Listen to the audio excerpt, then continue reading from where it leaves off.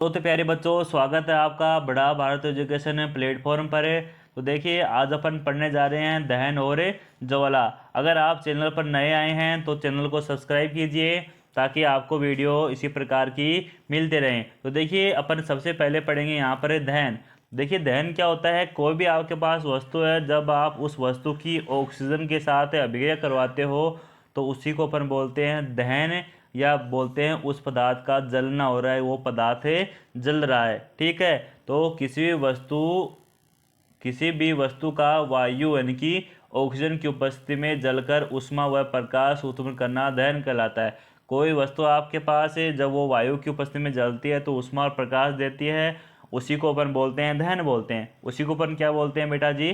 दहन बोलते हैं। जैसे मैं एग्जाम्पल की बात करूं तो मेरे पास है मैग्नीशियम और ऑक्सीजन। जब हम मैग्नीशियम की मैं अभिक्रिया ऑक्सीजन के साथ करवाता हूं तो मेरे पास जो उत्पाद बनता है वो बनता है मैग्नीशियम ऑक्साइड, और ऊष्मा और प्रकाश यहाँ पर मिलता है। जब मैं कार्बन की अभिक्रिया ऑक्सीजन के साथ करवाता हूँ तो मेरे पास जो उत्पाद बनता है वो बनता है CO2, ऊष्मा और प्रकाश। कहने का मतलब यही है कि जब किसी पदार्थ की आप ऑक्सीजन के साथ अभिक्रिया करवाते हो तो उसी को अपन बोलते हैं दहन बोलते हैं।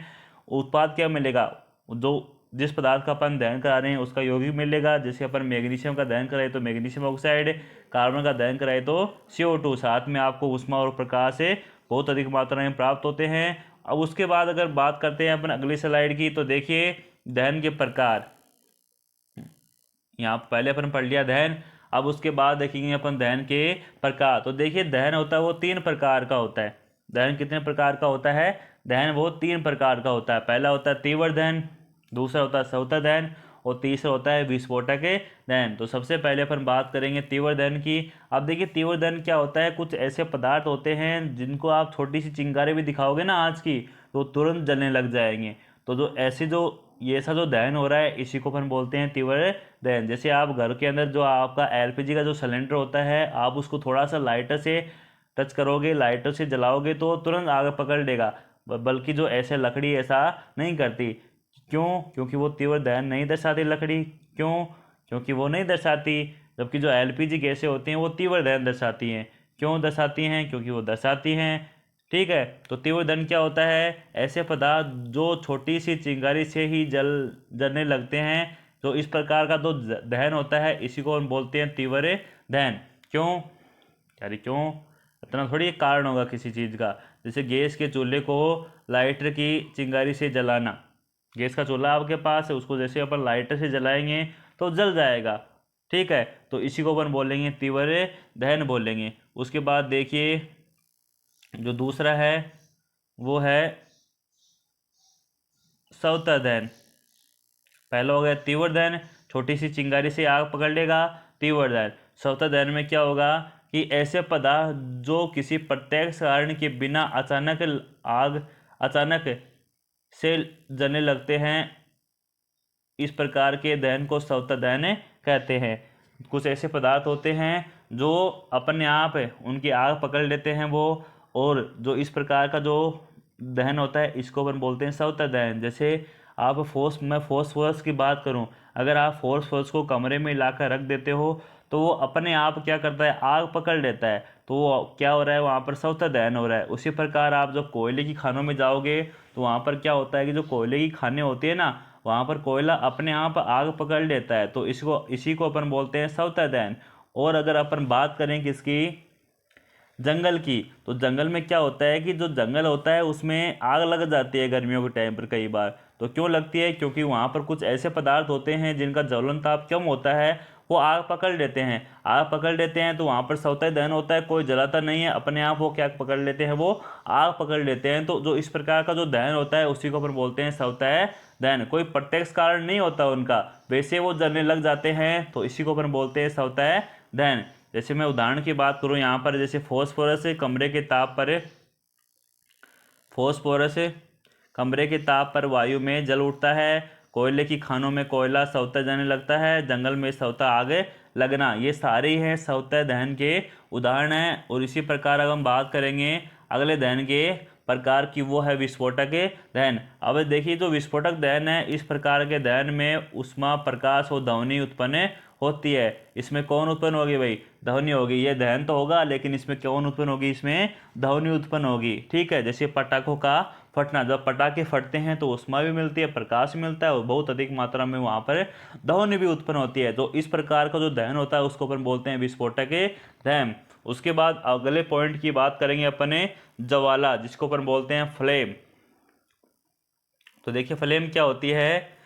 जब कोई पदार्थ जलता है, जब कोई पदार्थ जलता है तो आग की लपटें उठती हैं। जब कोई पदार्थ जलता है तो आग की लपटें उठती हैं, उन्हें ही अपन क्या बोलते हैं? ज्वाला बोलते हैं। जैसे आप घर के अंदर गैस सिलेंडर को जलाते हो तो वहाँ पर जो ज्वाला, आपको जो आग दिख रही है उसी को अपन बोलते हैं फ्लेम, या उसको बोलते हैं अपन ज्वाला बोलते हैं। तो देखिए ज्वाला को अपन पढ़ते हैं। ज्वाला, यहाँ पर जो पहला यहाँ पर पॉइंट है वो है कि ज्वाला उत्पन्न करने वाले पदार्थों के बारे में यहाँ पर अपन बात करेंगे कि कौन कौन से जो पदार्थ होते हैं वो ज्वाला उत्पन्न करते हैं और कौन कौन से पदार्थ हैं वो ज्वाला उत्पन्न नहीं करते। अगर आप कोयले का जलाओगे, कोयला है आपके पास, कोयले का दहन कराओगे, क्या बताओ, क्या वहाँ पर ज्वाला उत्पन्न होगी? नहीं होगी। कोयले को अगर अपन जलाएंगे तो वहाँ पर ज्वाला उत्पन्न नहीं होगी। अगर अपन अपन घर के अंदर जो सिलेंडर होता है उसकी जो गैस एलपीजी होती है उसके अंदर उसको अपन जलाए तो वहाँ पर आपको ज्वाला दिखेगी। तो देखिए सभी दहनशील पदार्थ, सभी दहनशील गैसीय पदार्थ ज्वाला का निर्माण करते हैं। एलपीजी और सीएनजी, जितने भी गैसीय पदार्थ होते हैं ना वो ज्वाला का निर्माण करते हैं एग्जाम्पल के थ्रू, जैसे सीएनजी और एलपीजी। उसके बाद देखिए जो पदार्थ दहन के समय वाष्प में बदलते हैं वो भी ज्वाला का निर्माण करते हैं। जो पदार्थ दहन के समय वाष्प में बदलते हैं वो भी ज्वाला का निर्माण करते हैं। जैसे आप मोमबत्ती को जलाओ, अब मोमबत्ती के जो ऊपर का जो बत्ती होती है, ये मोमबत्ती है, ये ऊपर की इसकी बत्ती है, जब इसको जलाओगे तो यहाँ के जो मोम ये पिघल जाएगी और यहाँ पर क्या बन जाएगी? वाष्प बन जाएगी। जो ये वाष्प बनेगी ना इसकी आग लगेगी। तो जो पदार्थ गर्म होकर वाष्प में बदलते हैं और उनकी क्या लगती है? ज्वाला लगती है। समझ रहे हो कि जो पदार्थ दहन के समय वाष्प में बदलते हैं वो भी ज्वाला क्या करते हैं? निर्माण करते हैं। जैसे मैं उदाहरण की मैं बात करूं तो उदाहरण हो गया मोमबत्ती की, मोम वाष्पित होकर ज्वाला का निर्माण करती है। उसी प्रकार जो अगला है, अब देखिए अपन यहाँ पर बात करेंगे मोमबत्ती की बात करेंगे। किसकी बात करेंगे? मोमबत्ती की। मोमबत्ती के ज्वाला की बात करेंगे। यहाँ पर मोमबत्ती ज्वाला के मुख्य रूप से 3 क्षेत्र होते हैं। कितने क्षेत्र होते हैं भाई? 3 क्षेत्र होते हैं। पहला क्षेत्र होता है अदीप्त क्षेत्र जिसको अपन बोलते हैं नीली ज्वाला। दूसरा क्षेत्र होता है दीप्त क्षेत्र जिसको अपन बोलते हैं पीली ज्वाला। और जो तीसरा क्षेत्र होता है वो होता है काला क्षेत्र। काला क्षेत्र होता है। अब देखिए यहाँ पर मैं मोमबत्ती की जो संरचना है ज्वाला की वो यहाँ पर मैं इसको समझाया हूँ। ये हमारे पास एक मोमबत्ती है, ठीक है। ये पूरी है, ये इसकी ज्वाला है। अब देखिए जो मोमबत्ती का जो सबसे ऊपरी हिस्सा होता है ये सबसे गर्म होता है।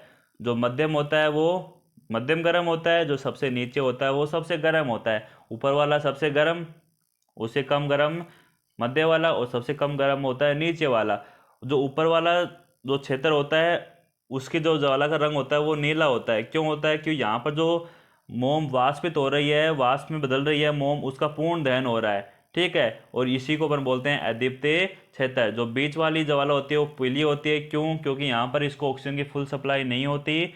और अपूर्ण दहन इसको अपन बोल सकते हैं। जो ये क्षेत्र है इसी को अपन बोलते हैं दीप्त क्षेत्र। और जो अगला है, जो नीचे का क्षेत्र ज्वाला है, वो उसका रंग होता है काली ज्वाला। उसका रंग होता है काला क्योंकि यहाँ पर दहन इतना पॉसिबल नहीं हो पाता। क्यों? क्योंकि यहाँ पर इतनी ऑक्सीजन की सप्लाई नहीं हो पाती। अब देखिए जो जो मोमबत्ती का सबसे ऊपरी हिस्सा होता है वो सबसे गर्म होता है।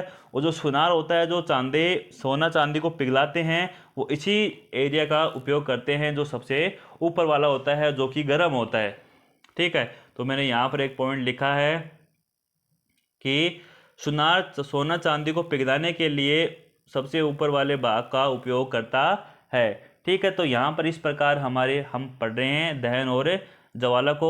अगर आपको वीडियो अच्छा लगा तो वीडियो को लाइक कीजिए, चैनल को सब्सक्राइब कीजिए ताकि आपको इसी प्रकार की वीडियो है वो मिलते रहें। धन्यवाद।